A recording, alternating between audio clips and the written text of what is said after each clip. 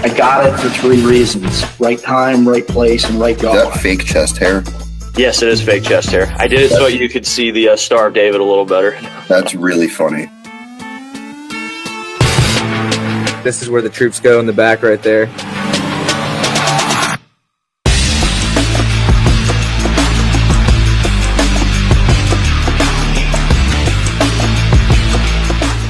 When you think elite, you think of the Navy SEALs, Delta Force, the Green Berets, many high special forces, but there's one unique group that does not get a lot of love that should. That is the LARSOC Battalion. The SEALs on wheels. There you go. And although this man was more or less the mechanic who fixed the wheels and did get an AM for it, we should welcome him in. I have to say, the first, I think, handful of guys that I did have on the show were the LAR guys. And I will say, very fortunate that 2-8 was able to, and my cohort was able to bring you guys into the fold, that we meshed in very well, because there's always that fear that if an infantry battalion gets like an LAR, platoon attached to them, that they're just it's going to be like some type of tribal mentality and we're not going to mesh in. Complete opposite with us. It was just immediate merger. Did very well. And I'm glad to have one of them on here. He's known as TJ. Was it Lisovich or Lisovich? Because when you said it the way that Major Geiger pronounced it, I'm like, wait a minute, I've been saying it wrong this whole time. Lisovich is how a lot of people say it. Lisovich is the proper pronunciation. Lisovich. Okay. Where is it? Where is it from? Polish. Really? Yeah, Polak. You're not a Polish Jew, are you? You're not secretly toying with us, are you? Nope. I'm about as atheist as it gets, so no worries there. Wait a minute. Wait. This is where it's deceiving. Is he an atheist Jew? Is he a communist Jew? This is what he's trying to pull on us, guys. This is how he blends in and then poisons the water well. There you go. But yeah, man. Yeah, dude. I mean, it was interesting. I was happy with how well the guys meshed together. To be fair, I think if it wouldn't have been with weapons company, like if we did a company size deployment and we're just having to go with the battalion, I think it would have been different. But I think it was because it was just the platoon and they threw us in with weapons company. Those guys have a lot of similar mentalities, big guns and big guns, right? So yes, yeah, very well. Do you still keep up with a lot of the same cohort or like the same people from that LAR group or from that LAR platoon? I wish I'd kept up better. Really, the main group that I stay in touch with is Corey Lichty, Matt Wilson, who was our RO, and then Thomas Bethay, who was our comms tech. I fucking love Bethay, that weeb. Yeah, dude. Well, and I'll tell you what, that was another thing that shocked me is I was like hiding my anime on my fucking hard drive when we got on the boat. And then I'm walking through the berthing and like some of the biggest, most badass Marines, scout snipers, machine gunners, mortarmen, it didn't fucking matter, dude. You walk through the berthing and everyone's got anime up on their fucking computer. You're like, oh, okay. All right, this is a safe place.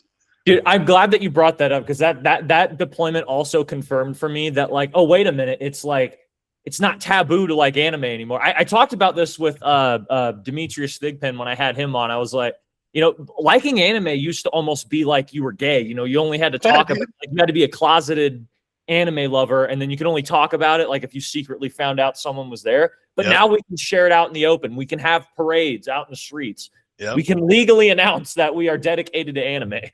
Dude, I bully my niece because she's starting to get into anime, and I'm like, you don't understand what it was like back in the day to have to hide this shit, dude. I felt like Anne Frank fucking hide my shit in the goddamn attic. All right.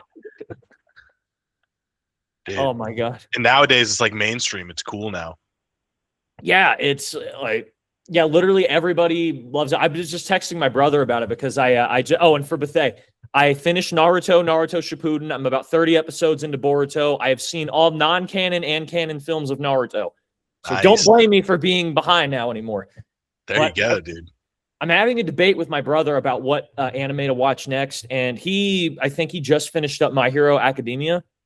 And I haven't seen that yet, but I'm debating between One Piece, Attack on Titan, Dragon Ball Z. And keep in mind, when I say watch the anime, I'm talking all of the series, all the films, all potentially spinoffs if they're okay.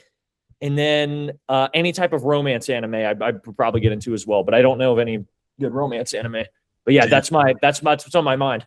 One Piece is that's a brutal one. That's a long start if you're getting in late.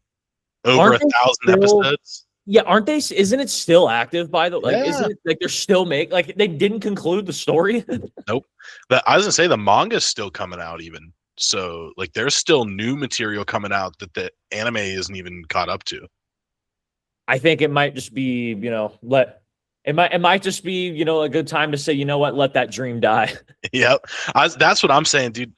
One of the guys that I work with out in Saudi, Victor Vargas, he also used to be a Marine. He was a calibration tech. Okay. And every time we're out there, dude, he comes in, he's like, man, new episode of One Piece drops today, blah, blah, blah. He's like, you should watch it. I'm like, brother, I'm not playing catch up on 1,000+ episodes. Like someone is doing a project where they're taking all of One Piece and they're cutting the fluff, like all the shots, the classic anime shots where they need to make the episode 20 minutes, where it just goes back and forth during like a fight scene where everyone's just looking at each other but nothing's happening. We get like 8 different close-up shots of all the people. Like they're cutting all that out to make each 20-minute episode like 5 minutes of just the important stuff so you can play catch up. Dude, with that much work, it's just like my thing is if you're building because I know there's shows that have tried to carry and drag things out to the point where it's like, look, it should have it should have ended. My thing with One Piece is like, when did that idea first come about for One Piece fans? Because like the whole premise is you need to find this buried, the whole world's trying to find the buried treasure that like this famous pirate left. What part of the world has not been explored in 1,000 episodes? Yep. What more canon, what more lore do we need to really dive into that we have to divert away from? Dude, I don't even know what's the fan base gonna do when the show does stop, dude. Because they're all diehard fans. Like, everyone I know, they're like, this is the best anime of all time. Like, it's my favorite anime. Blah blah blah. No one I know that watches One Piece is just like, yeah, man, I watch One Piece. It's pretty good.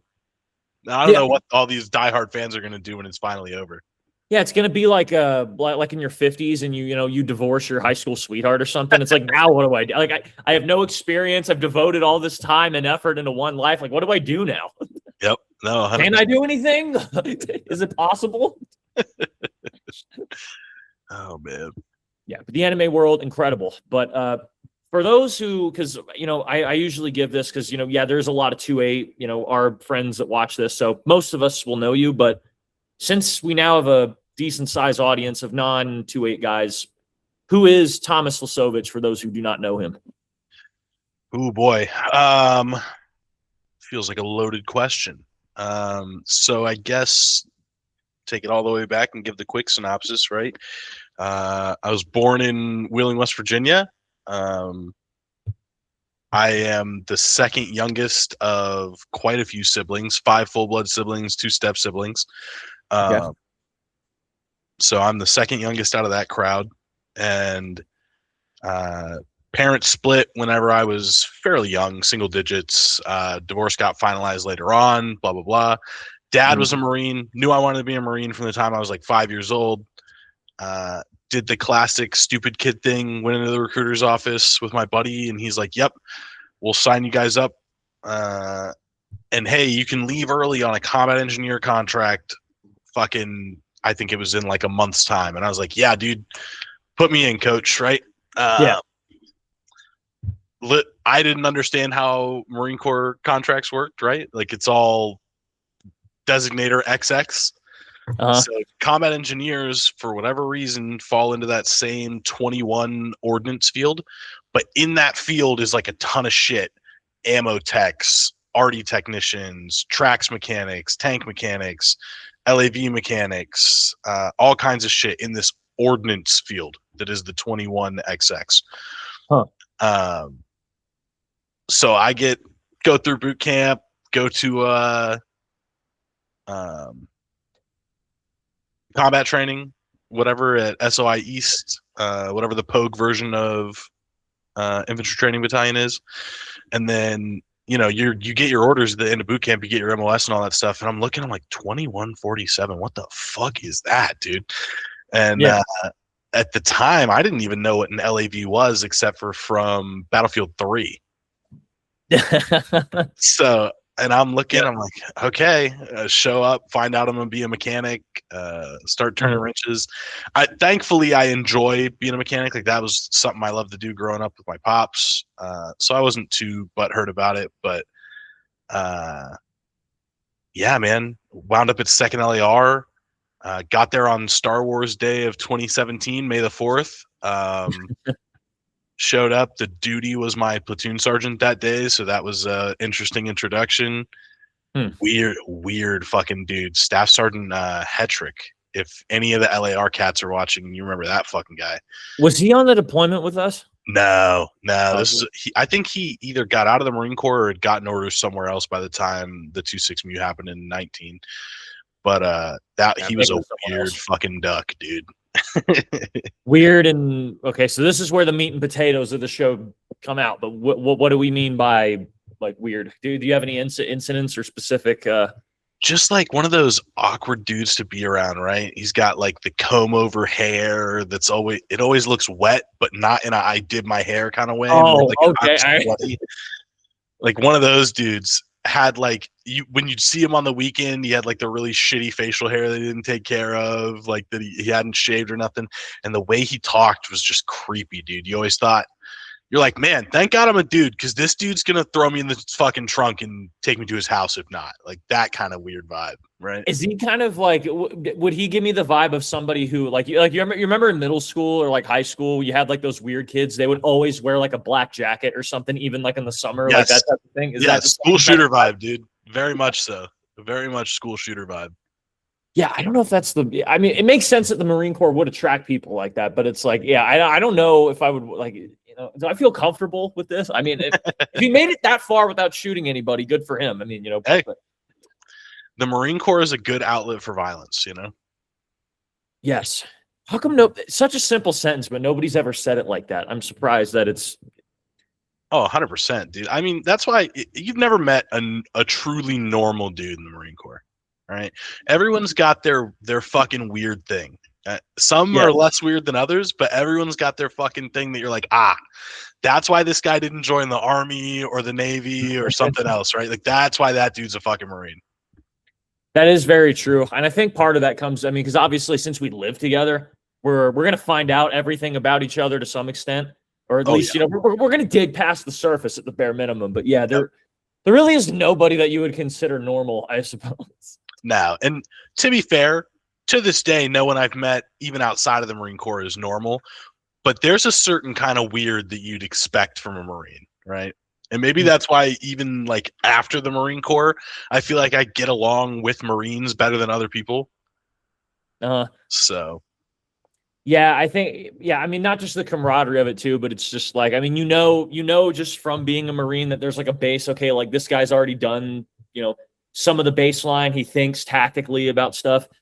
Like I still like when I work at my at the factory that I work at, we have like scaffolding and there's like a whole maze worth of stuff. And I'm still thinking like, dude, this would be cool. Like if we were having to like hunt each other or stuff like that. Yep, dude. And it's funny because I mean, I don't know how many pogues you get on the fucking show, but even from like a pogue MOS, like that was a lot of the stuff that I really enjoyed about the Marine Corps. Like I enjoyed turning wrenches and shit because I liked being a mechanic. I like working on my own vehicles.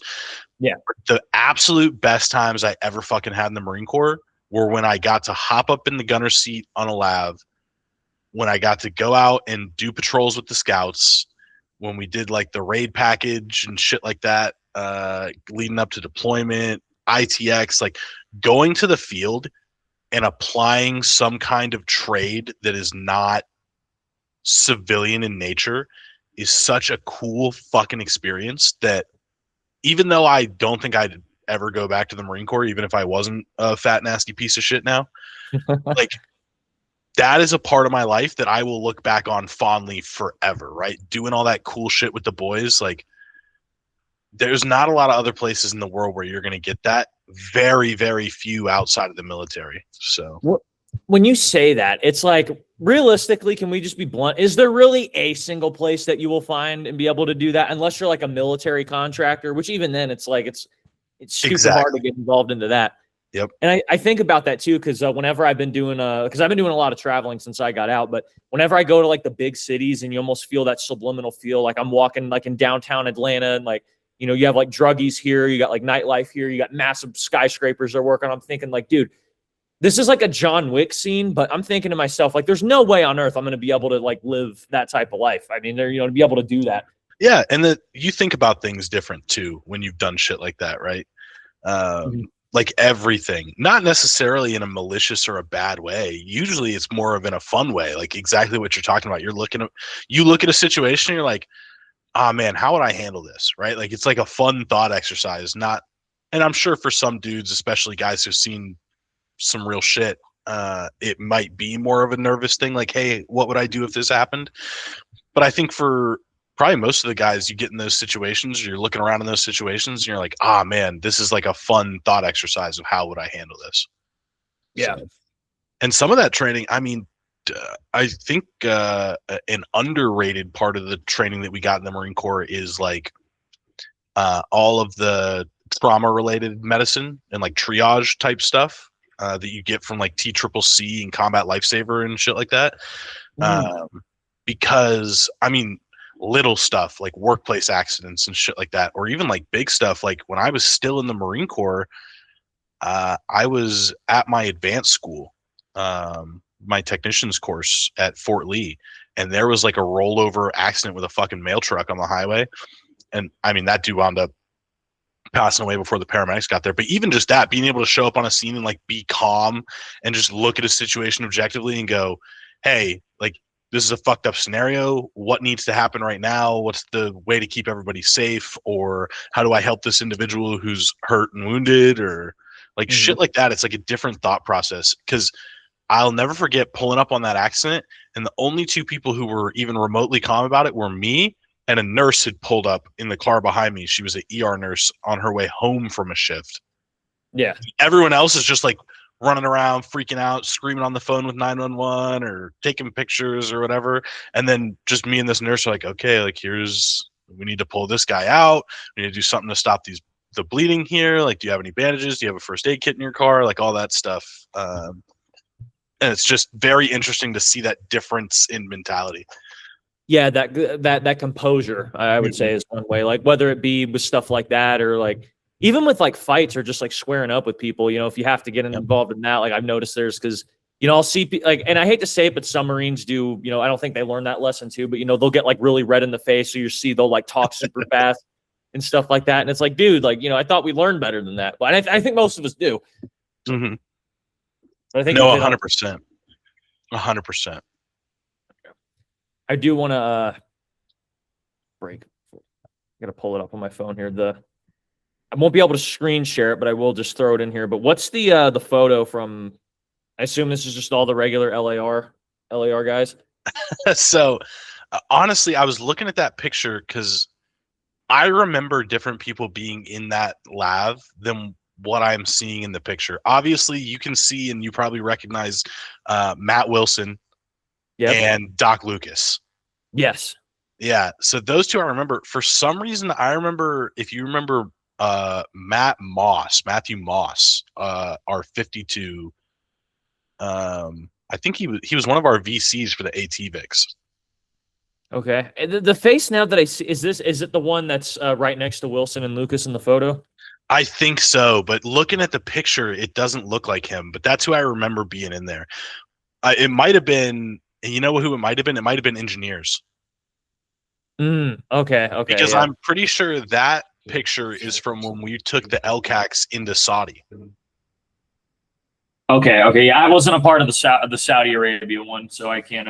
Unless it was Crash Islands, if that's what you're referring to. But no, this was when we actually went on mainland because I didn't get off. I don't think I got off on Trash Island because I think we were working on a Vic.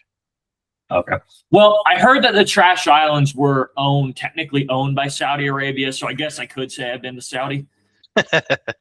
Well, and that was the fun thing was when I was interviewing for this job, not when I did my company interview as a contractor, but when I actually sat down with my government supervisor for that portion of my interview process. He was like, hey, have you ever been to Saudi Arabia?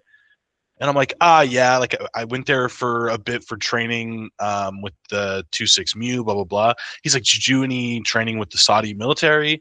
And I was like, yeah, like I'm pretty sure we were working with Royal Saudi Land Forces, if I remember right. And he was like, what was your impression? And I was like, I don't want to be rude or put anyone down, but it wasn't great. And he said, okay, cool. Like, just so you know what you're getting into, right? Wait, how did they treat you guys when you guys went aboard, or when you were on land? It wasn't so much treatment, right? Like those guys were nice, but I remember we went and we did like a mock reconnaissance patrol with our Vics and their Vics, and I know it wasn't the portion of their military I work with now because they were in some different weird wheeled vehicle that I didn't recognize. They were not in labs, but we went on this patrol and like we get out of the Vic and we're like the scouts dismount, we're going to push up to the top of this dune, get up to the military crest, be real, keep a low profile, don't skyline yourself, like, yeah. And you look over, the driver of the Saudi Vic has gotten up out of his driver hole and he's like reclined on the top of the vehicle with his helmet under his head laying back, just smoking a cigarette. Like, what the? Yeah, dude. And I'm like, why are we doing this? Like, what yeah. the fuck are we doing here, dude?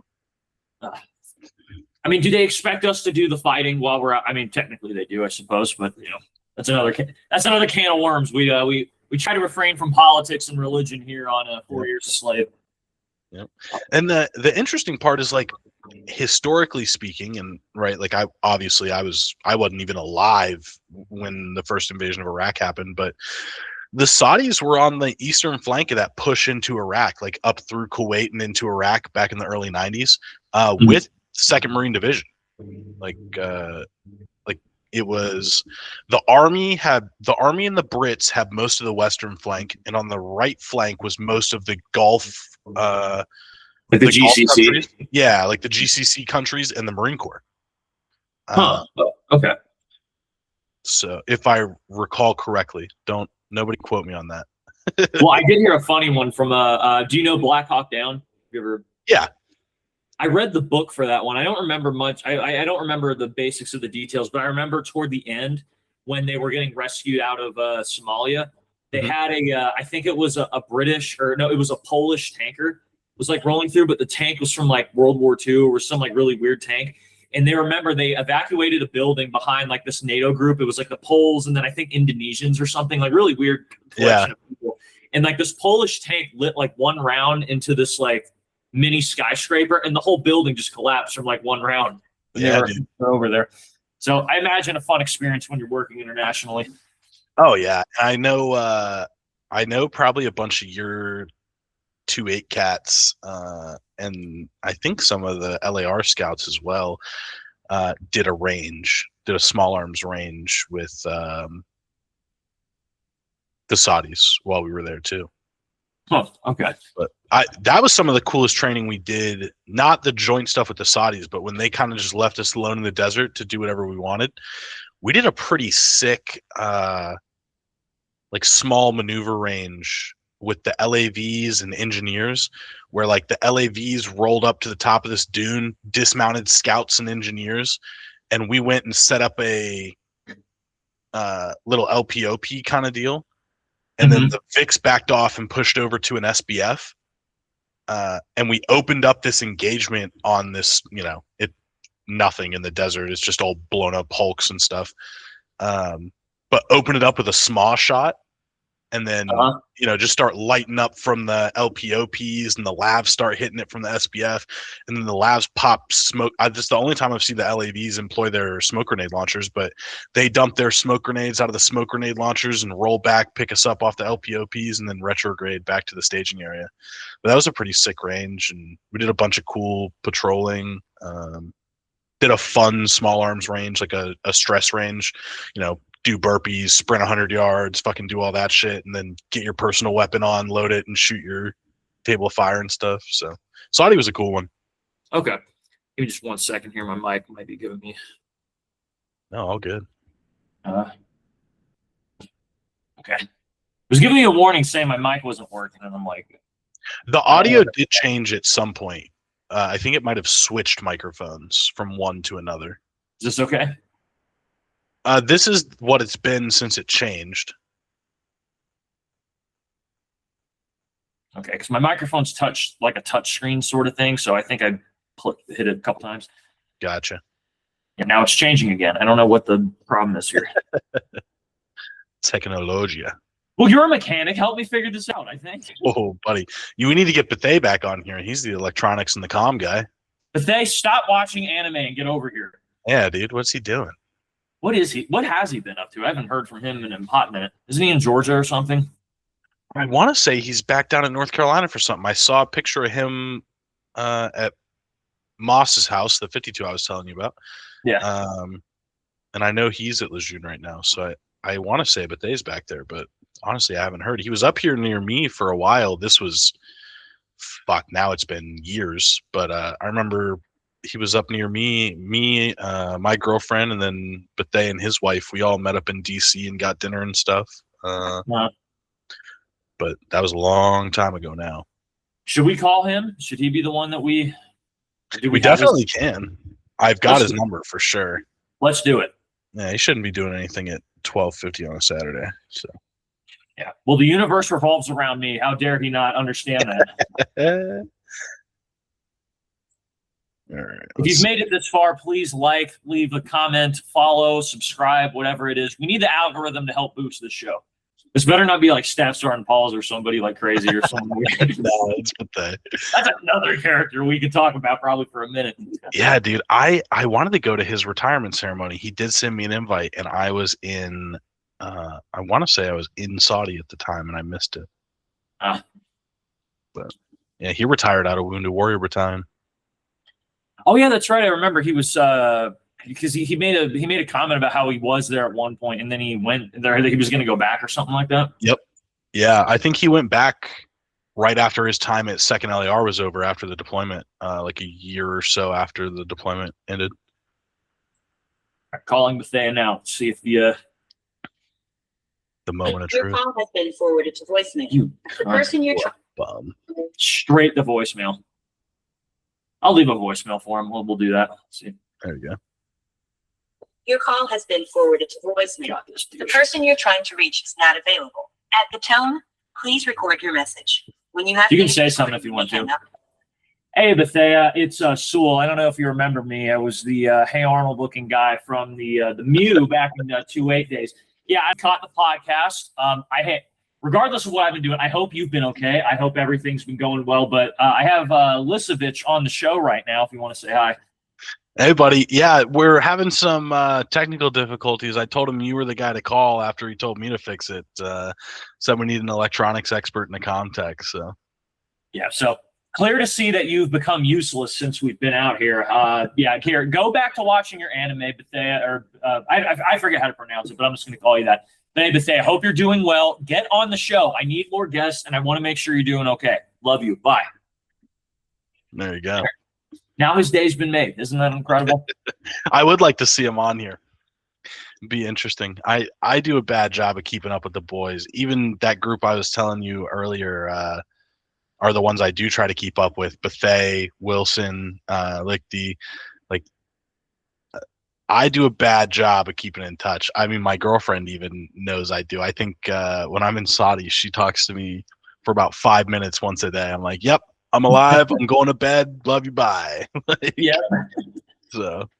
And what's crazy is like I know because like I was reaching out to like a couple of the engineers and like other people that we haven't like kept up with. It's so funny because we're all terrible at that. But I know for a fact that if we just take the initiative, it's always going to be welcome with open arms as soon as like the boys like hear that we're coming out. Oh yeah, 100%, dude. Like that's what I'm saying. Like, but when Bethay and I met in DC, dude, it's like no time's passed when you sit down with guys. It had been years after I'd got out of the Marine Corps, which was the last time I saw him. And dude, we're sitting in this restaurant in DC, and like him and I are talking, and I think the whole time it's just me and him talking, and my girlfriend and his wife are just looking at us like, when are these two gonna shut the fuck up? Like, so.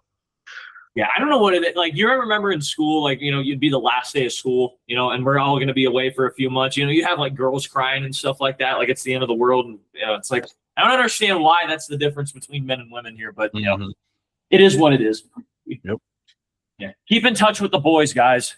Send each other. Be the guy who sends the 1,000 reels and doesn't get a response for months on end. Yep. And that's the nice thing. I mean, dude, even just seeing everyone's life updates, like seeing guys graduate their advanced schools or like infantry unit leaders course. I think, Yeah. I'm pretty sure it was Moss just graduated IULC. But like seeing the guys' life updates is always fucking cool. Seeing where dudes are at now, whether they're still in or out, or like a bunch of dudes became firefighters, cops, working blue collar, working white collar, finishing college. Like it's always fucking awesome to see the guys doing well. So Yeah, I don't know what it is. I think about this when because you hear this a lot when as like people like, you know, like our parents or our grandparents as they get older, you know, the priorities tend to change where you don't really care much about you. You just want to see, you know, like your kids or your grandkids making sure that they're successful and that they're okay.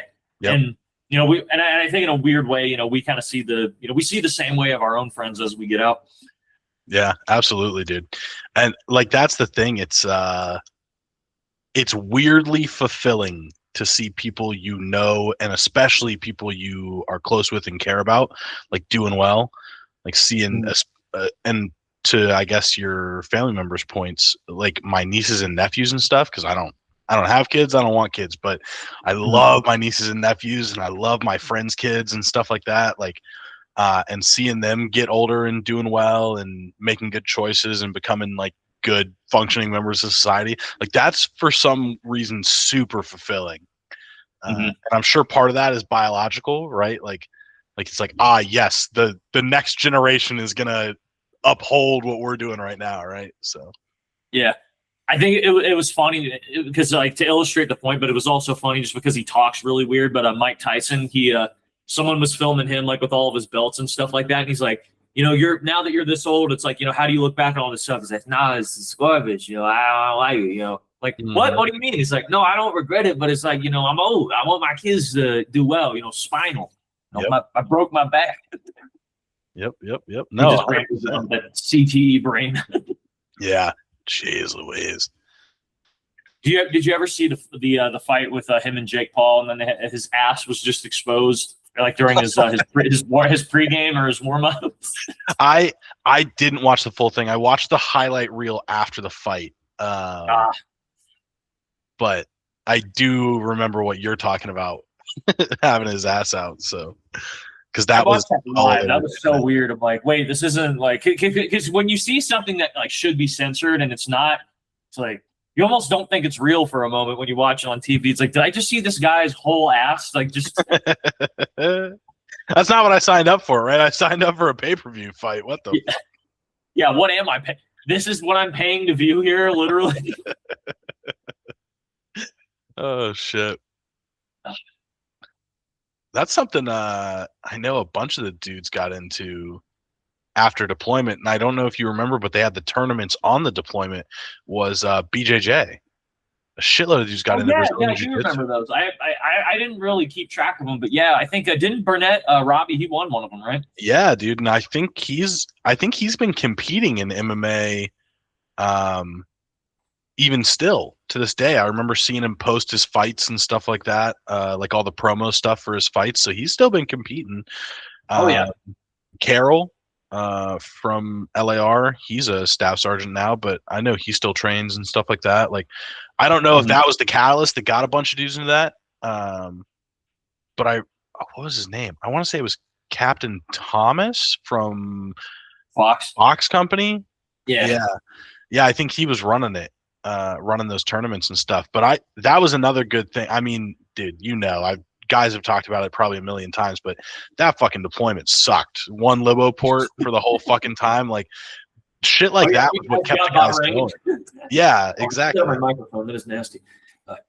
But shit like doing those BJJ tournaments on the boat and like you doing the whiteboard memes and it was all that little shit, like the little morale boost that just kept the guys up. So, yeah, well, you got to find something to keep you busy, especially on a boat that's not. It's like you're on a cruise ship that has no alcohol, no women, and no. Well, I mean, it does have women, but like, not exactly like Arizona, California Tims. All right, we'll put it that way. Exactly. Deployment goggles are a real thing. Perception is reality. Yeah, you've got that. I don't know if you saw her or saw that video, but you had that. There was a Navy female who was getting in an argument with some of your weapons boys in the chow hall because she was like, "I'm a machine gunner too." Because when they would do the scat drills, she was on a 50, and then one of them got a video of her from a weather deck up from where her gun post was, where she couldn't get the fucking Modus loaded.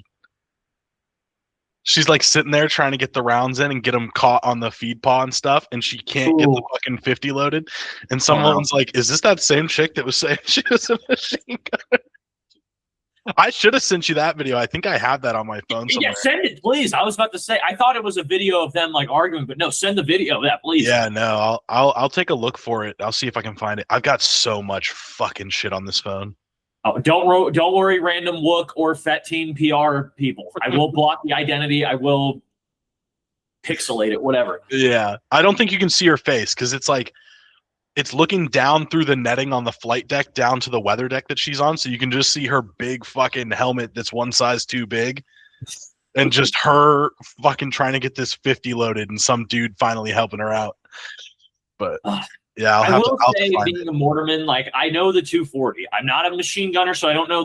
I'm not good with the 50 cal, the Mark 19. I admit I have flaws.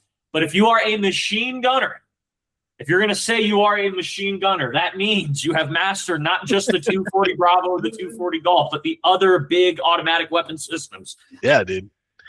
That was the argument. I think I wish I was there. I had to hear about it secondhand up in the berthing, but I heard one day everyone talking about this chick that they were arguing with in the chow hall. And then it wasn't even a week later because it was scat drills like every fucking day for all the Iranian speedboats and shit. But not even a week later, someone's got this video of her fucking unable to load this 50 cal. And they're like, "Yo, you remember that chick we were all arguing with in the chow hall?" Like, and I was cackling, dude. Yep. Would it be weird? Would it be weird to have a reunion on a boat? I think it would be fitting. Do like a river cruise or something, dude. Yeah. Sick. I mean, my original thought was we try to do it on a naval ship, but I mean, yeah, but if we do some type of on sea, like I don't know who's rich enough yet to have a yacht, but like an actual yacht, but that'd be fun to go on a boat. What you probably could pull off, at least for the East Coast guys, is I bet dudes would pitch money in too, but in Wilmington, North Carolina, they've got the USS North Carolina, a World War II battleship. It's like a floating museum, but they've got, I'm sure they've got event space that you could probably rent out up on. Not a bad idea. In it. You know what? Here's another one that might go in. This would be really weird because I don't know if it'd be the best one because I think they only allow like 8 people, maybe 10 people, not too many, but I think it's in North Carolina too, but it's a pirate ship. You can rent a pirate ship out for like half a day, and there's like a person who will like they'll make sure that the ship's taken care of and that like they're steering it properly enough. But they'll have like they bring a bunch of food and booze on it, like it's part of the price that you paid for, and you just have like a literal pirate ship for like half a day. That's pretty sick, dude. There's some options. It would be super sick to have some kind of a reunion.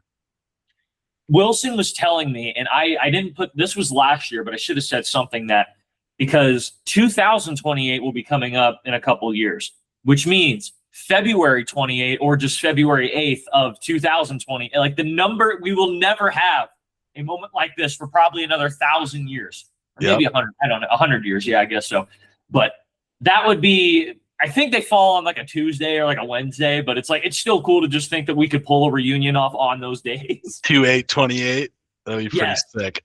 Get everybody there. We'll have like, I'll do a stand-up comedy show, like, for everybody there. We'll have like, we'll have like a little mini boxing match and like fight for people there. We'll have like, Colonel Sievert's coming out. He'll be drunk as hell, running around. Dude, it would be cool to get some of the old brass out too. This is 2/8 of all generations, I say. Yeah, obviously, we'll have to lead this one because, the 4 years a slave comes from a very specific timeline. But, this is 2/8, everybody from 2/8. Yep. Dude, 100%. That would be sick.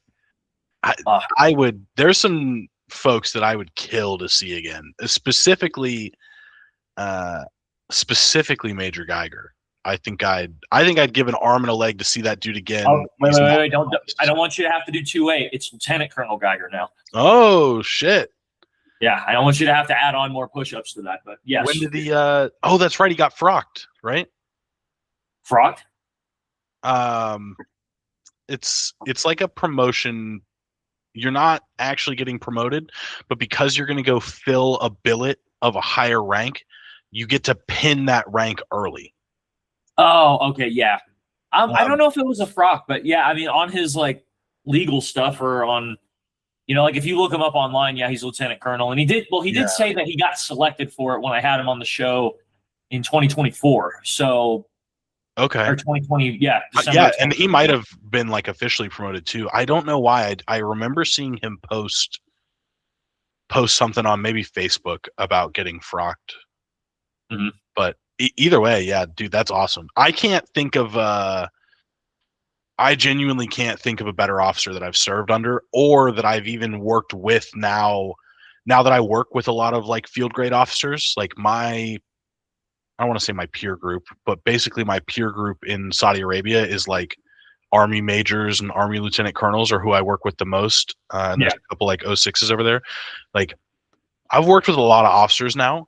He is still to this day either that I've worked under or worked with probably one of the single best officers in any branch. Like I can't think of a guy more deserving to pick up rank and responsibility. So to add to that, I mean, I do like to pick up on serious topics every now and then, but if you want to praise him, go ahead. But like, what specifically made him a great officer? For anyone listening, take some notes here. Observe. Yeah. There are a few things, right? Number one, especially when we were working for him back when he was the company commander, I mean, just a care for the troops, right? I can't think of an officer that obviously he's got his duties, he's got the mission that he's got to accomplish, but right behind taking care of that mission was always taking care of the boys. It was anytime he spoke to me or anytime I saw him spoke to any of the other enlisted Marines, it was always genuine. It was always kind. It was always respectful. It was never, hey, I expect you to look at me a certain way just because I wear a rank. Like he carried himself in such a way that you wanted to respect him, right? Even, I mean, even when Chitty got busted up with that hydro flask, right? When he came into the berthing after that, right? It would have been real easy to just fucking shit down all of our necks because all the dudes wanted to kill that kid, right? Yeah. I know we got the company probably in a good bit of trouble with the ship, but the first thing he does when he comes in, he's like, hey, where's Chitty? Is he okay? Like, that's the first thing out of his mouth when he walked into the berthing was making sure his Marines were all right, making sure guys were taken care of, making sure just everything was good with the boys, and then cracking jokes with us instead of jumping down our throats, right? Yeah. Little shit like that you don't think about. But also, like, this dude, he has a wider sense of awareness, I think is how I would put it, right? Because he understands when he says things and when he does things, not in the corny sense, but he understands its impact and its visuals are larger than himself, right? As a company commander, he knows that like when he was talking to us, he was a reflection of the battalion commander, he was a reflection of the other companies, a reflection of the Marine Corps as a whole. And even now as like a higher level field grade officer, I'm sure he's the same way, dude. Like when he talks, he understands that he's not just unfortunately for him, right? Or maybe fortunately, depending on how he feels about it, but he's no longer just an individual, right? Like he represents something a lot bigger. And you see that when he talks to people, you see that when he comes and does public appearances, like coming on the podcast and stuff. Like he thinks about how his actions are going to affect everything around him, not just doing.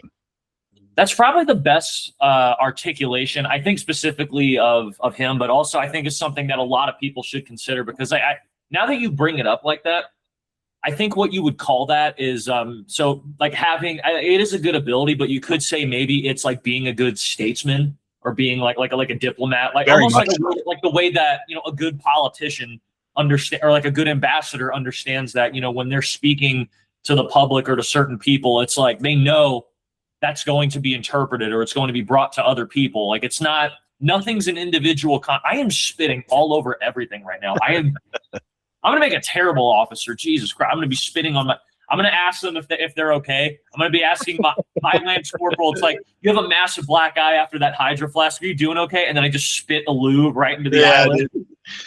We go for it. But to add to it, it's like they understand that nothing that they say is an individual conversation. Nothing is off the record. I think would be a way of putting it. 100%. And that's that's an immense amount of responsibility when you really think about it. And I didn't think about it that way until I got this job and I started working with like a partner nation. And when the first time they referred to me as the American or an American, right? You're like, I am not TJ Lisovich to them, right? Mm-hmm. Like I am an extension of the United States government, and therefore the things I say and do with these people reflect on the US in a certain way.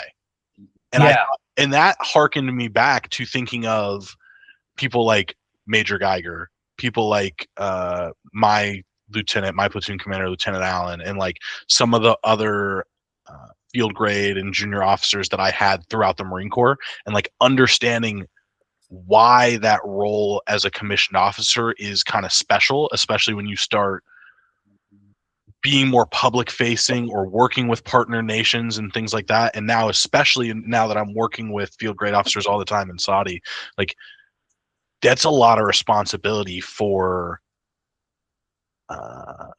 someone to undertake in their day-to-day life, and realizing that their professional interactions carry that kind of weight. Yeah, because in a lot of ways, it's like, you know, I think the initial impression, the way I view it is, you know, you almost feel like, you know, you can't really make a mistake or, you know, I think where people might get to go wrong with it is, okay, I have to put on a face, or, you know, I have to put on an image because you almost feel like you have a security camera on you at all times, you know, like the way that we framed it that way. So you feel like if you slip up or if you act too authentic or to yourself, then, you know, it shows negatively. And it's weird now that I think of it, because I still don't think it's the do-all and end-all of like being an officer or being a Marine, but, you know, you hear all the time the professionalism, harping on being a professional when we're in. And I think this is the way that we harp why it is important, when, you know, to understand its use and its place. 100%. And I think that is what is so impressive to me about Lieutenant Colonel Geiger is he is authentic. Like he is very much himself. He's his own dude. He's got a very unique personality. He's got a bunch of super cool interests, like all the big game hunting and stuff that he does. Like he's got a lot of cool stuff, and he finds a way to be himself, but also still have that, like you put it, that stately quality about him, right? Like, yeah, it's super cool to see how he balances those two pieces. So, yeah, it's funny when you say him being authentic. Like, obviously, I think if you can incorporate that and still use it, that's good. But I think of people like me or like Chitty or, you know, maybe, but I don't think Bethea's a bad guy, but, you know. Maybe Lichty. Yeah, like Lichty. I think, like, I don't know if we should be authentic. I don't know if being authentic is for everybody. And it's finding the balance, right? But like you said, you can't put on a mask every day and go to work pretending to be someone else. Like you got to find the parts of you that you can mesh with that stately side and still be an authentic person and still show those parts of yourselves, even if like the silly, because I'm a goofy dude. Like my very close friends that I've been friends with forever, like they'll tell you I am a very silly, goofy guy, like not stately at all behind closed doors, right? But I find parts of my everyday life and like of my personality that I can pull into that world, right? To be authentic, so I don't have to put on a mask and get exhausted just trying to be someone else every day. Yeah. It's funny. There was, I won't say his name, but if he's listening, I know for a fact he will be thinking of this. But I did have an officer on who, like, or a prior officer, I should say, who, like you can tell he's a lot like us. You know, he's more like us than what we think of. And I just know for a fact it's like, you know, he has a lot of moments that aren't like he was a good officer, but like he definitely has a lot of unstately, you know, not exactly like your Mike Tyson ass showing moments, you know, that you would want brought up on TV. But I don't know where I'm going with it, but I guess to add, I guess what I'm trying to say is, you know, even people that like that, or, you know, who still have that skill under wraps, it's like even they have. Yeah, dude. Because they're all people. Nice and ass moments, I guess you'd say. Yeah, they're all people, and even more so, they're all Marines. Like, because you got to think these dudes were attracted to the same branch of service that you were. I got to cut you off, Lisovich. This bitch outside of my window, I swear to God, that was not a stately comment here. She looks like like the eyes are slanted, where she looks similar to Chunk from Goonies. I'm the last person who should be making fun of anybody for their looks, but I just had to point that out. I couldn't go to, but let's continue like nothing happened.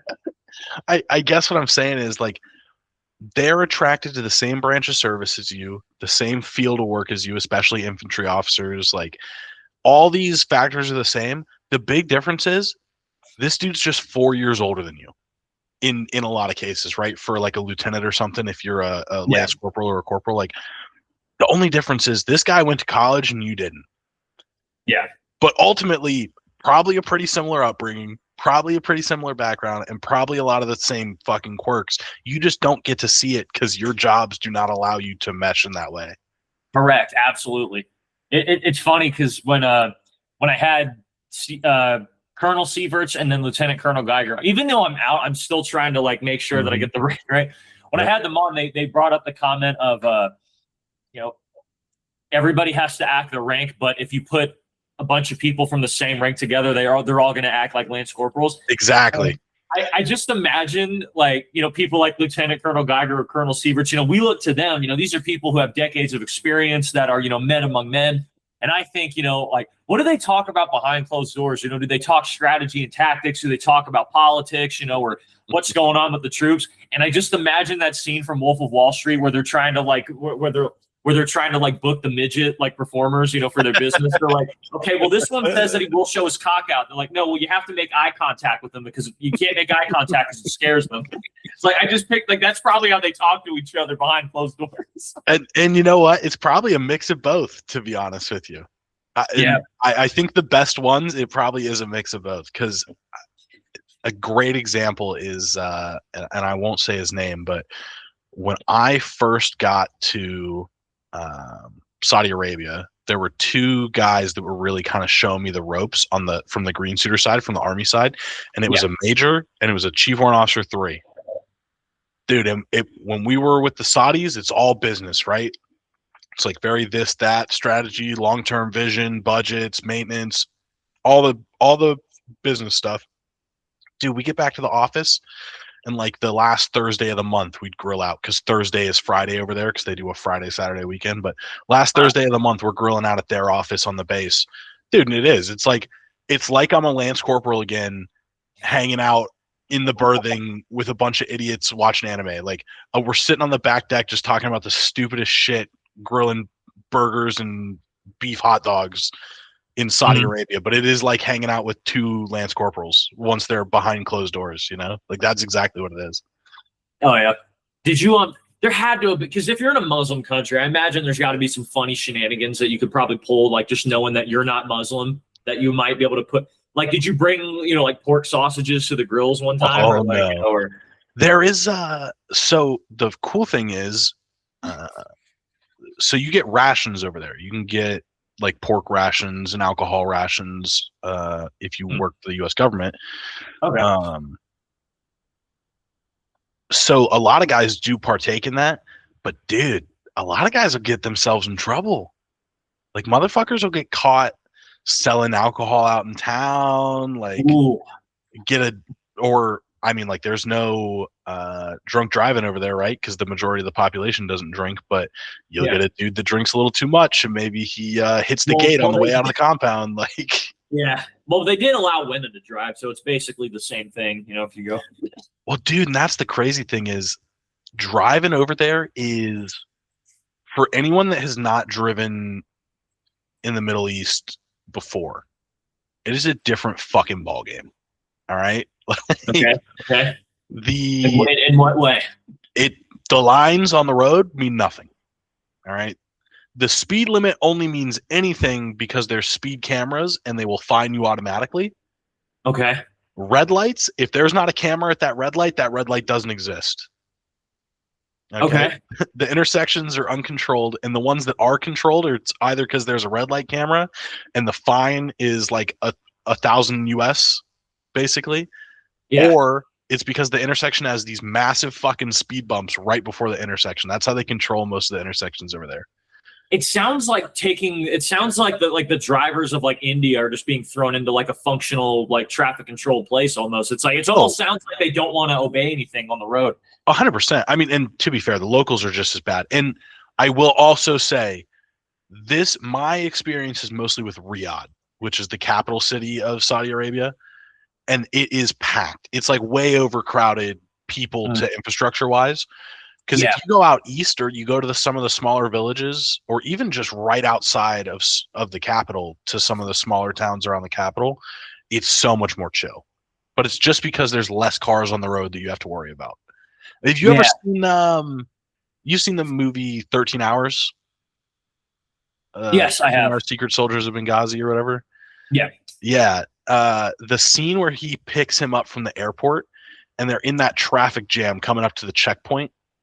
Okay. Way cleaner, way nicer because it's it's 2026 Riyadh, but the traffic is like that. Like when I'm coming home from work, dude, it's like 6 lanes of traffic that are coming down to 3 lanes. None of the lanes exist. Dudes are on the shoulders. If you got a pickup truck, you're hopping the curb and getting in the sand. Like there's just no rules. Yeah, it sounds a lot just like second world traffic, basically. Yeah, that's exactly what it is. Like last year, I got my mirror ripped off my Tahoe over there because I'm stopped at a stoplight. They just put stoplights in on this road. They're repaving this road, putting stoplights up. It used to be a dirt road, and I'm stopped at a stoplight, and this food truck is in the lane to the right of me, and he wants over to the left. And I'm stopped. There's cars to my left, cars in front of me, cars behind me. I'm boxed in, and this guy wants left. He wants to get in front of me. I'm full on stopped on the brakes, letting him try to slip in front of me, but he's so impatient, he blows my mirror off the right side of the truck. And then I get out of the car, right? Because they take accident reports pretty serious over there. There's like a whole agency just for reporting accidents and getting fault assessed. Yeah.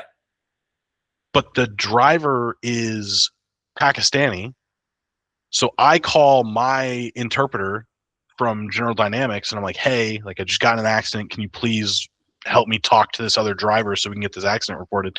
I hand him the phone.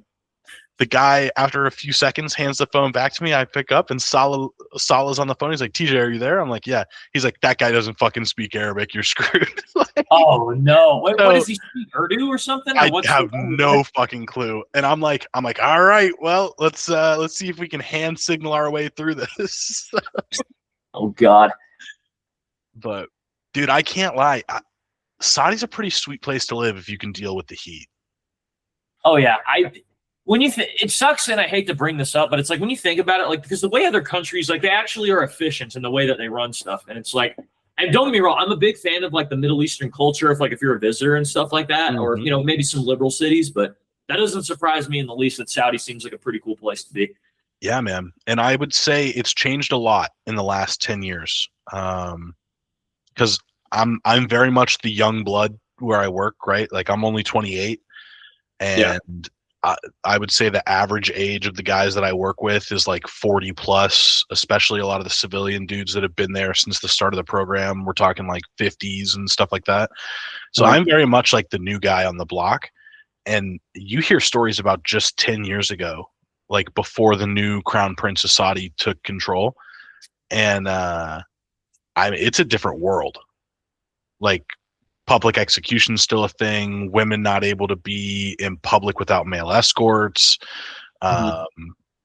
women not being able to drive, like Sharia law, back in the day, like It was a very religious hardline police. Muslim country. Exactly.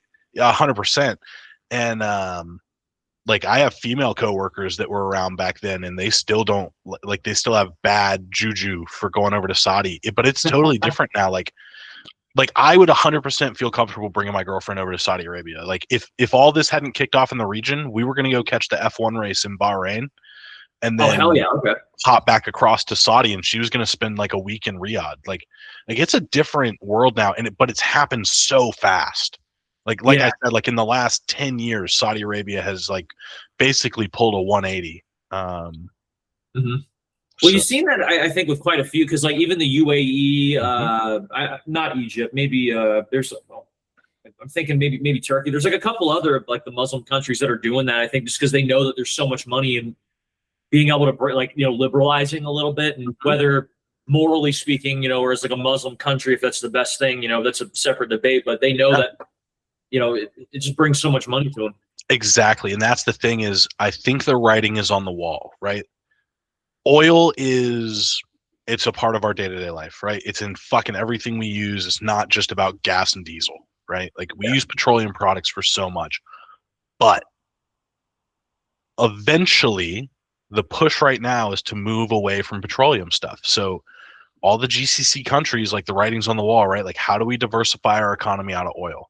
Or even just the fact that like they've hit maximum efficiency more or less on petroleum products, right? Like they know how much they need to pull out of the ground every year to keep the prices stable, et cetera, et cetera. So now where do you go to make more money? And tourism is one of the biggest things. Like if you can get more people into the country spending money at hotels, buying food, doing these cool like desert excursions that they do, all the natural landmarks, a ton. Saudi Arabia makes an insane amount of money on religious tourism, both Muslim and otherwise, because there's Mecca, exactly, because Mecca is in Saudi Arabia, so every year they have Hajj tourism, where Muslims from all over the world come to Saudi Arabia to do their Hajj and go to Mecca. But also like even like Christians and stuff like that, because there's a bunch of important holy sites throughout the Middle East, right? I mean, Israel is obviously a great example of it. But they've got I'm trying to remember the name of the spot, but supposedly where Moses like parted the Red Sea to walk the slaves across from Egypt. Like they've got all these different cool historic sites. So I mean, it is a sweet place, and they are doing a lot to make it much more tourist friendly and a lot more westernized, I would say. Yeah, between that and then I don't know if Bahrain does it, but I know in the UAE they're almost like a Switzerland in the sense where they have like super lax financial laws, to where it's like we're not gonna we're not gonna freeze your bank account because you had like stock fraud or something in Great Britain or wherever. So people are doing that. I will say it'll be interesting because once the Iran war ends, assuming the IRGC stays in power, because apparently they're trying to have. One of their demands is they want full control of the Strait of Hormuz now, and they want to be able to charge a toll like the Suez or the Panama Canal. So if they have money coming in, I mean, it'll be interesting to see if Iran starts to go that direction. No doubt at all. But yeah, man, and that's another thing that you reminded me of with the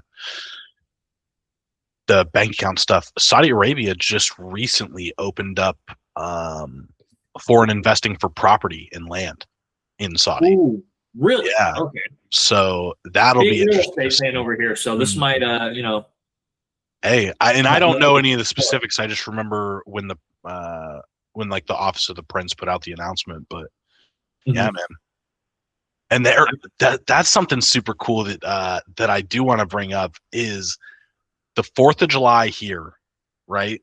Is a big deal. Like. And it definitely used to be when I was younger. I feel like when I was younger, it was a much cooler holiday. Like a lot more people were like out waving flags, fireworks, that kind of stuff. Dude, Saudi Founding Day, everyone goes out and buys these lights. They light up all the buildings green because their flag is this really nice green color, but they light up all the buildings green. People are tying flags to their cars. There's flags on everything. Everywhere's got a deal. The whole country gets the day off. It's a national holiday. yeah, the whole country's got the day off. The traffic is horrific, but they do air shows over all the major cities. So like their Air Force is doing air shows over Riyadh, air shows over Jeddah, Dammam, like all over the place. It's this huge event, and that reminds me when I'm there for that during the year, it reminds me so much of what 4th of July felt like when I was a kid. Yes. In the States, where it was the same thing. Like people got American flags everywhere, fireworks, like all the deals. Everyone's taking the long weekend. Like, Yeah, dude, just an awesome. overt, blatant celebration in a good way. Yeah, 100%, dude.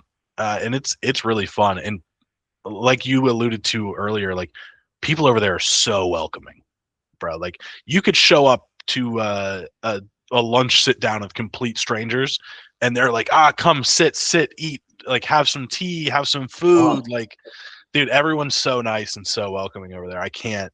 Dude, what happened? Unbelievable. What happened here in the big 50 states? What happened? Dude, it is crazy. It is crazy. I mean, I'm not going to go on the Alex Jones rant. I'll save that for my other episodes. But yeah, that is funny. I've heard that I had an Iraqi Uber driver when I was in Arizona, but he was telling me that like the neighbor thing, like the stark contrast between the Middle East and the States is insane. Like he says that in Iraq, you could live like your neighbors, and I don't know, I assume it's similar in Saudi, but you could just like walk into their homes like unannounced and help them cook or talk with them like you're in the barracks again. You know how you like walk in your like buddy's room, like, hey, do we have word or something like that? Or like, what's going on? Or, you have a guy peering through the window to make sure, there's not like higher ups running around. It's like, you could be with your neighbors out there. And I love that. Oh man. Yeah, dude, it's awesome. I will say I definitely have a new appreciation for like other cultures from working out there. So. Mm-hmm. Oh yeah, the middle, especially the Middle East. It's obvious. I mean, you can talk about if you want to live that way, or live like that, but fun place to go, amazing place to go. 100%. I highly recommend an underrated spot to visit. But if you are looking for something to do in the wintertime, the weather there in the winter is perfect, dude. We're talking like 50s to 70s. Fahrenheit, right? Yeah, Fahrenheit. 50s to 70s Fahrenheit. And that's when all the tourist stuff opens up. So they've got these crazy amusement parks. Like there's a Six Flags near Riyadh with like the biggest roller coaster in the world. All the cool desert excursion stuff. You can go camping out in the desert, and the stars at night when you're out in the desert away from the city, dude.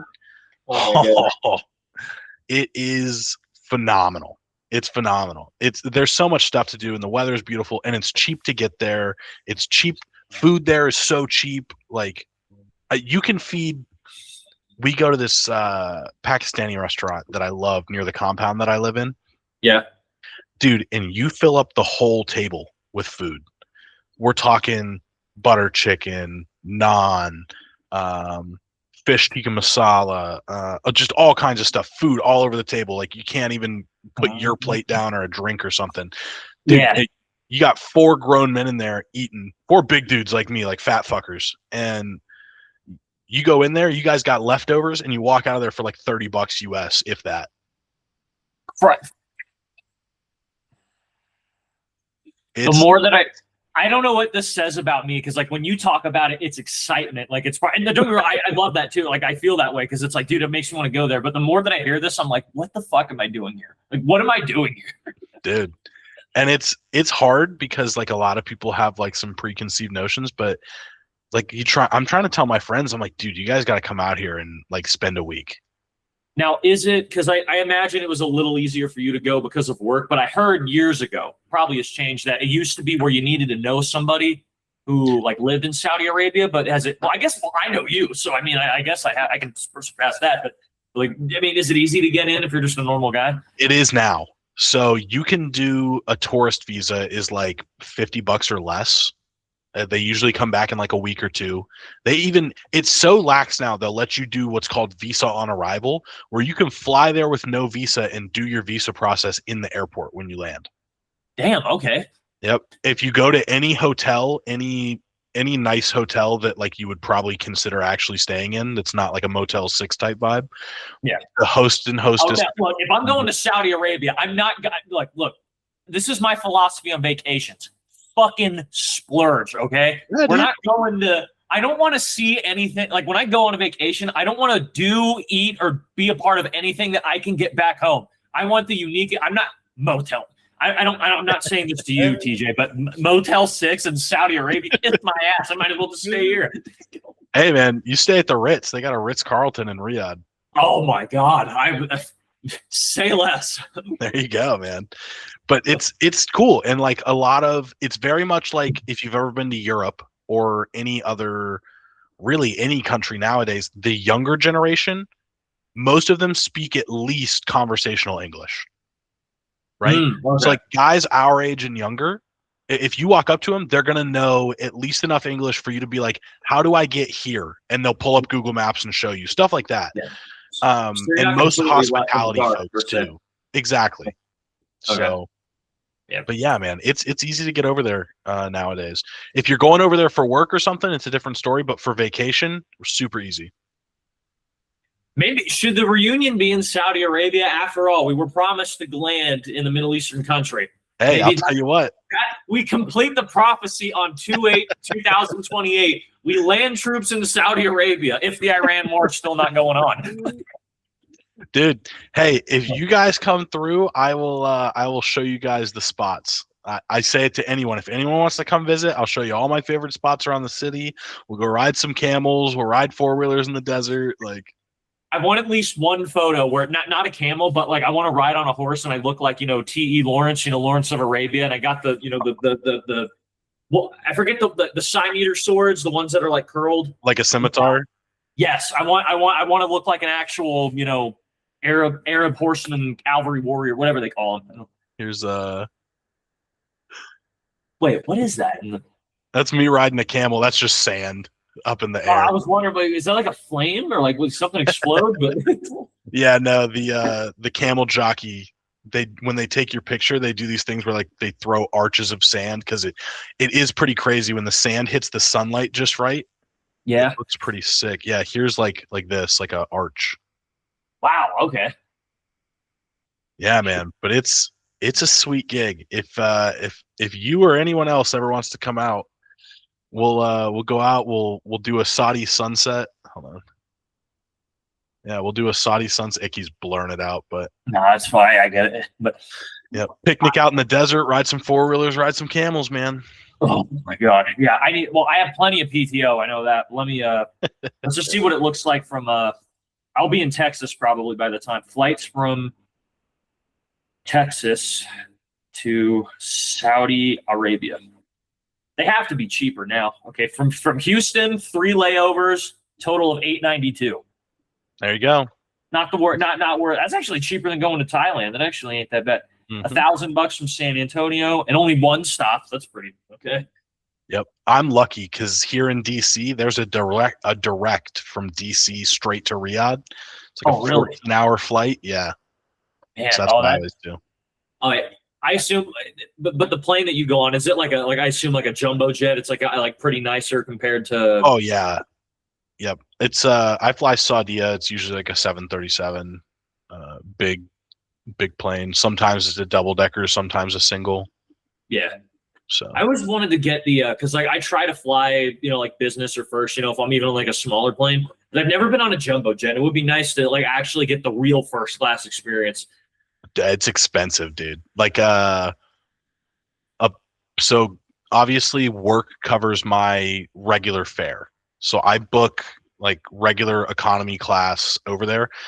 But dude, 14-hour flight, my knees, my back, and my neck are crushed. Oh yeah. So I always wind up upgrading myself to business.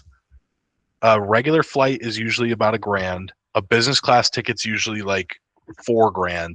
But a first class ticket on a 14-hour flight to the Middle East is like $10,000 fucking dollars, dude.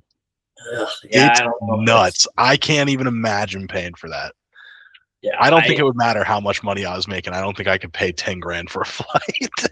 No, I mean, I mean, unless I'm like uber rich, or if my streams start taking off, which you're more than welcome to buy. Well, I don't have merch. Who am I talking about? I complain about merch all the time, but I don't give people the means to it. But yeah, but for a flight though, it's like, yeah, it's not. I mean, unless you got just money to blow like that, or you get a free upgrade and you're lucky, it's like not real. Is it really worth it? Like, you just get for 14 hours. Exactly. Yeah, business. I will say though, you will never find, like, think of all the horror films, the horror videos, the Burger King hat guy that you've seen of people flipping out on flights. You will never find that in first class. I'm pretty certain of that. No, dude. What you will find is upset children. The rich people, yeah, dude. The rich people that have kids, they buy their kids first class tickets or business class tickets too. Yeah. Or like mom's got like a sad baby. You get those still, but you don't get the crazy people like you do in economy. No. So I'm 10% West African. Like, although I will admit though, if I did have to, like, if I were in first class and I did see the Burger King hat guy and he did flip out again, like, that was money well spent. Like, I got hey, baby, dinner and a show, you know? Yes. Dinner and a show. Granted, the flight got delayed by a couple hours, but hey, this is something that you can tell your children about. Remember this famous meme, Laura? Yep, I was there. Yes. Don't quote the, what is it? Don't quote the ancient text to me. I was there when they were written, kind of deal. Yeah. You're like an apostle watching Christ get risen from the dead. Oh shit! What are the other photos here? I got to pull that up. Why this one specifically? By the way, of all the drawings that I've had, why that?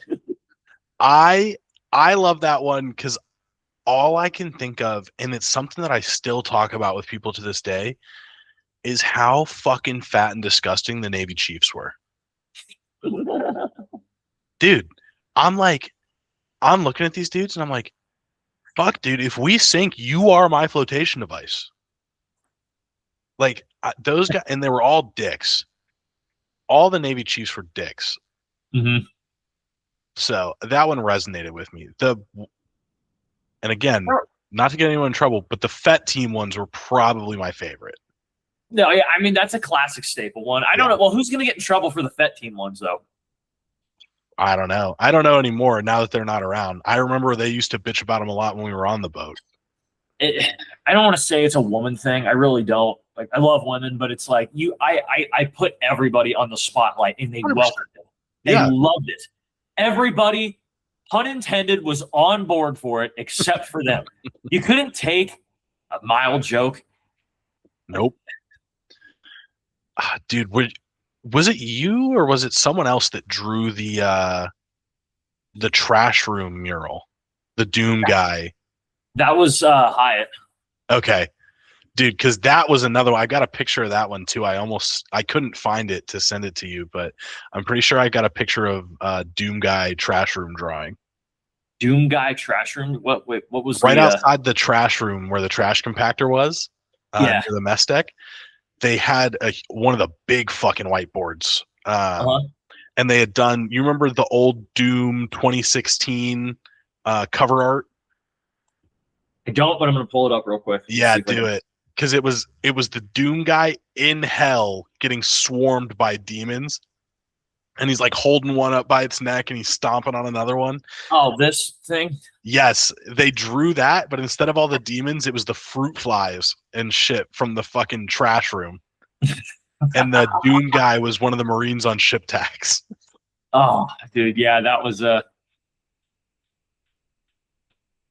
trash room. That was thank God I didn't have to do that. I don't know what I would have done. I don't know how you were when you were in, but like I was very conscious of like your status and stuff, and it's just like that was just it's just hell, like hell on earth to have to work in the trash room. Yep, dude.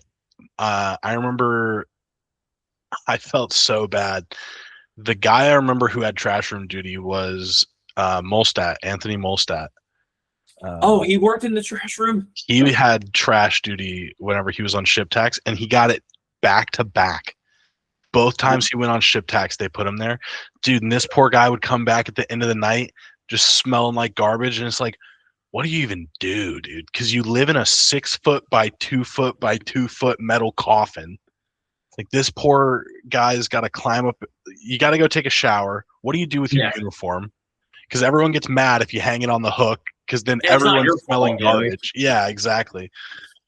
Dude, that was hell on earth. That had to be the worst ship tax by far. You just become an outcast. That's ultimately what you have to accept. You are the minority of, Because it doesn't matter how much anyone likes you, dude. No one wants to smell garbage.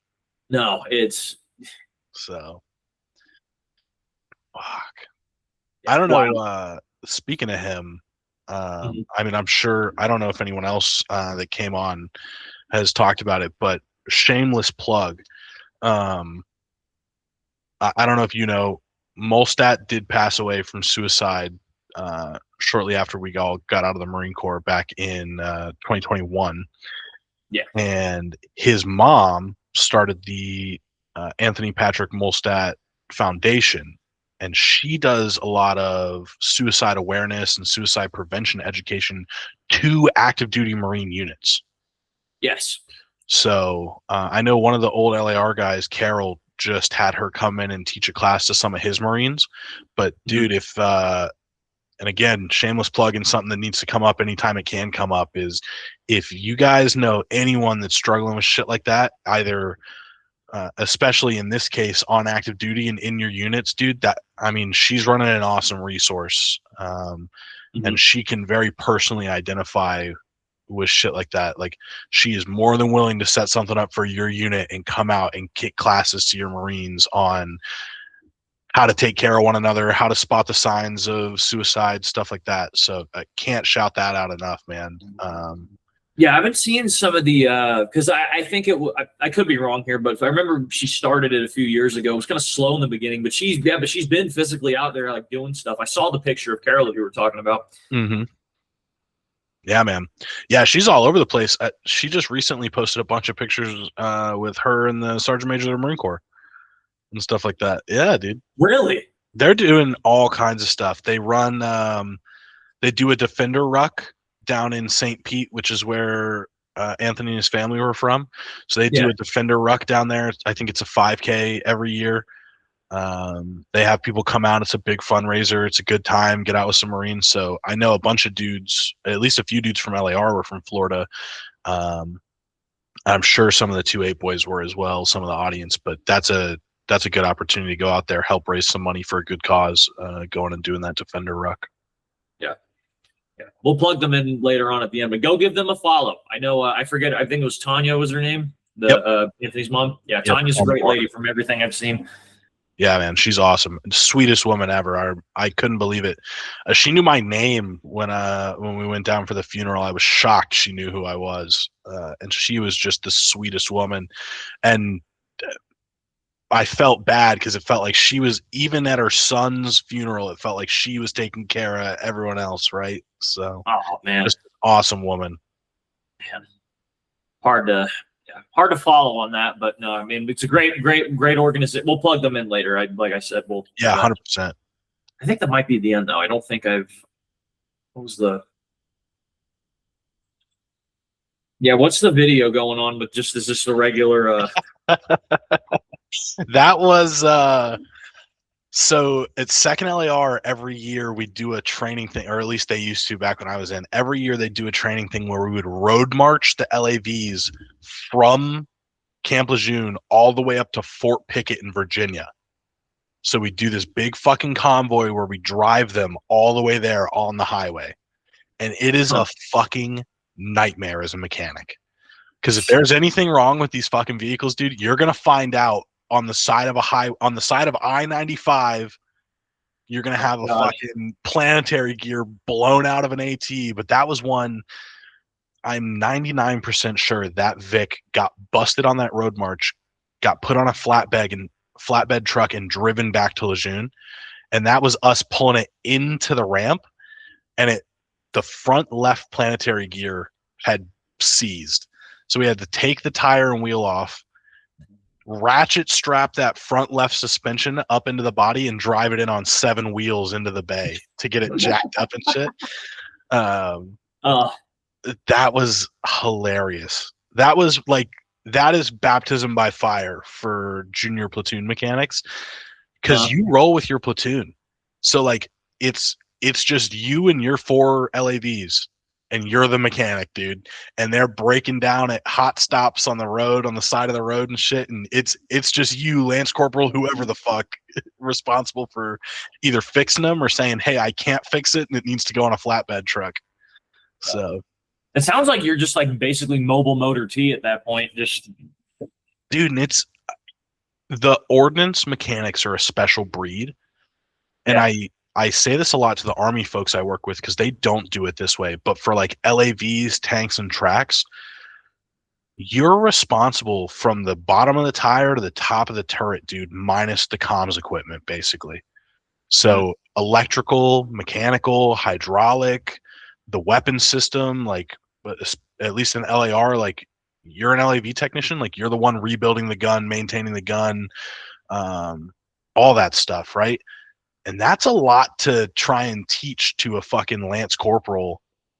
yeah. Like, and obviously you don't start out with all that, right? Like when you go to your basic course, this is what a wrench looks like.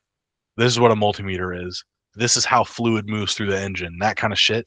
Yeah. But then a lot of this stuff is OJT, dude. Like when you hit the fleet, Sergeant Vollmer was my ramp chief when I first hit a line company. Yeah. And dude, he was a dick, but he was a dick in a way that taught me how to do a lot of things, right? And he was one of those guys, like, if you're not doing it perfectly, you're not doing it right. But he taught me how to do a lot of shit really fast, and so did at the time Staff Sergeant Edis. Now he's probably a Chief Warrant Officer 2 at this point. But now Chief Warrant Officer Edis, dude, that guy was the epitome of Moto Marine. He came back from the drill field right about the time I hit the fleet. And he was one of those motivated, full shaved head. It's always yut yut. He's got the drill instructor voice all the time. Yep. But also just a good fucking dude. Yeah. And this is taking this story way off topic, but I will never forget. We had a family day at 2nd LAR once. And at the time, Staff Sergeant Edis, his wife and kids are there, right? And they had just had a baby boy not all that long ago.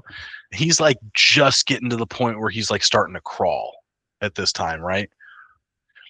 And I remember his wife had got upset with him about something and walked out of our maintenance office.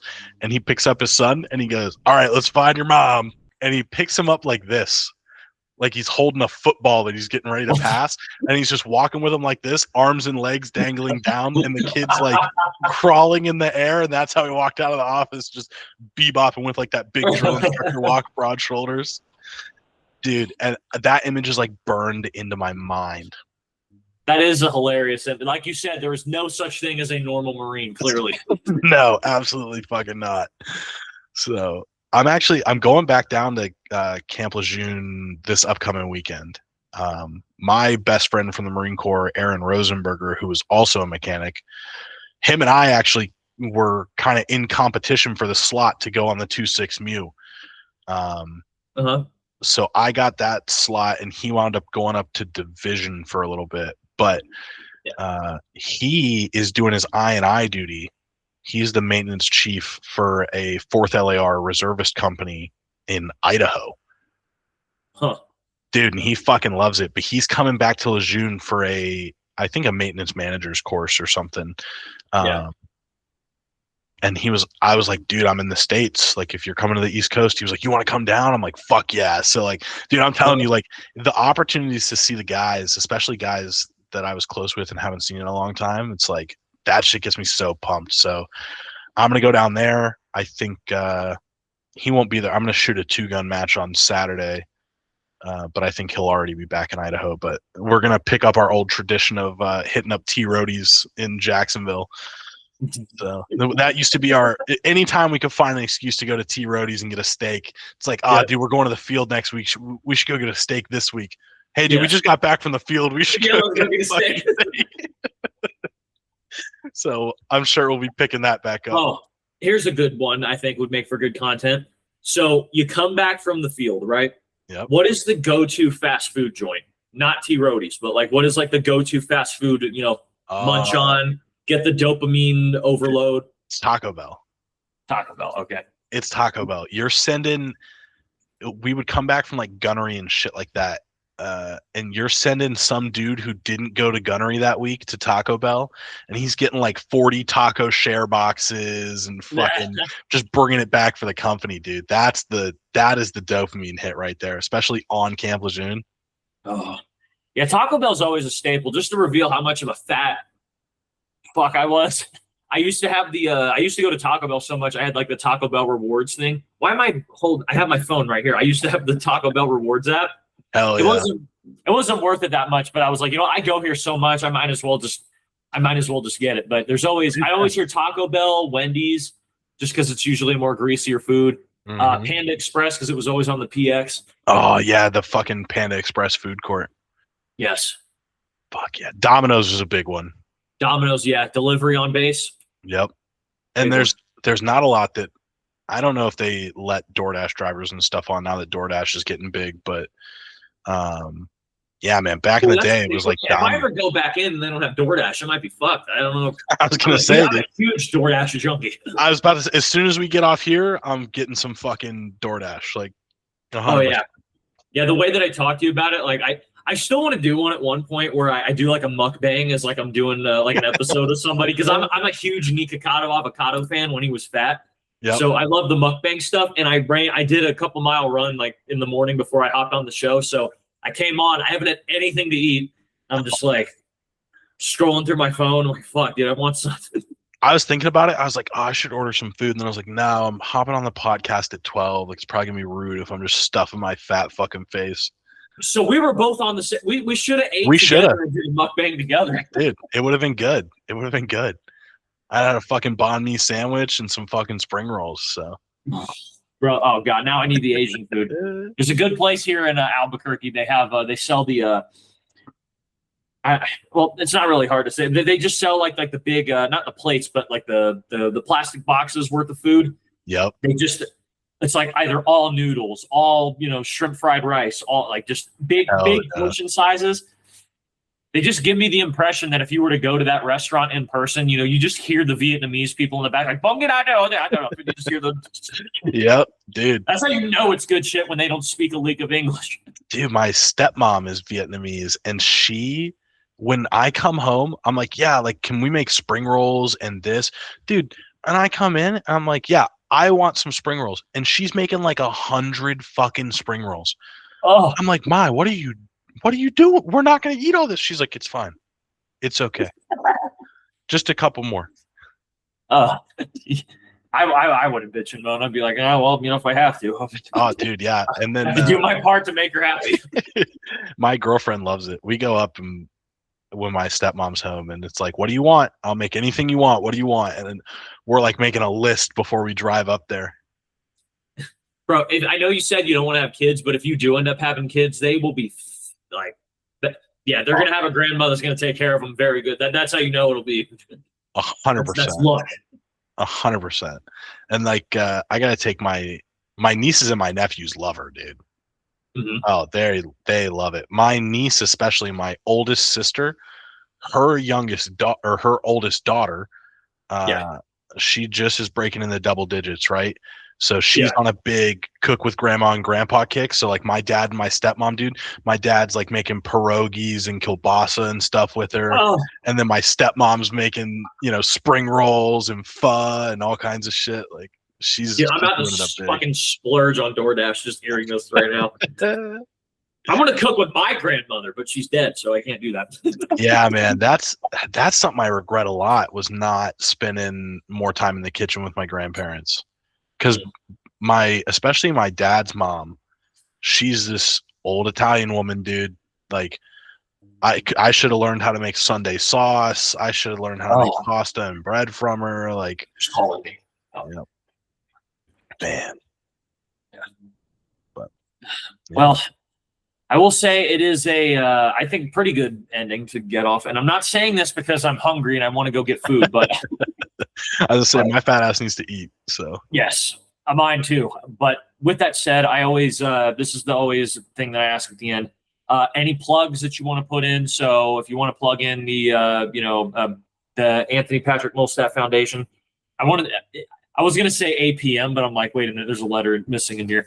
But if you want to plug that, if you want to, let people know where they can find you on social media or just promote stuff, do that. And then after that, anyone who's still in the military right now, you have the floor to tell them whatever you want, give them advice, anything. So I guess I'll start with the advice.